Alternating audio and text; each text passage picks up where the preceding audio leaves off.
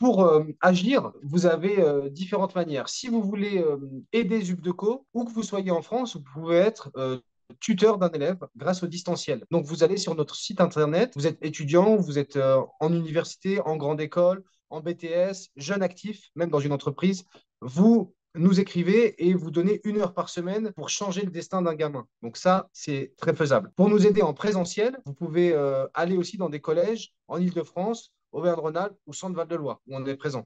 Et vous allez aider des jeunes dans les collèges en direct. C'est 1 heure par semaine toute l'année. Et si vous voulez vous inspirer et lancer une structure à votre tour, n'hésitez pas à contacter Zubdeco. Là aussi, on pourra vous donner des conseils sur comment lutter contre l'échec scolaire. Et enfin, il y a un collectif national qui s'appelle le collectif Mentorat, qui regroupe environ 70 associations qui agissent à différentes étapes de la vie des gens, en primaire, au collège, trouver un travail, dans le travail, pour se reconvertir, pour renouer avec le marché du travail, pour trouver un logement, etc. Donc ce collectif Mentorat, il est actif en France, il s'est beaucoup battu pour faire reconnaître le mentorat et vous allez certainement avoir énormément d'inspiration en le contactant et en voyant ce qui le compose et ce que font les structures. Il faut y aller quand on a une idée. Il faut foncer, s'entourer de personnes. Des personnes donneront un peu de temps, vous en rencontrez d'autres à d'autres moments. Chaque personne pourra apporter sa contribution en communication, en bénévolat, en images, en ouvrant les portes d'entreprise, etc. Donc, il faut y aller avec les gens qu'on rencontre au moment et pas renoncer parce qu'on attend d'être parfait. Surtout pas. Et j'ai envie de dire pour conclure qu'on peut tous avoir une activité à côté. On peut être avocat, on peut être, je sais pas, mécanicien, on peut avoir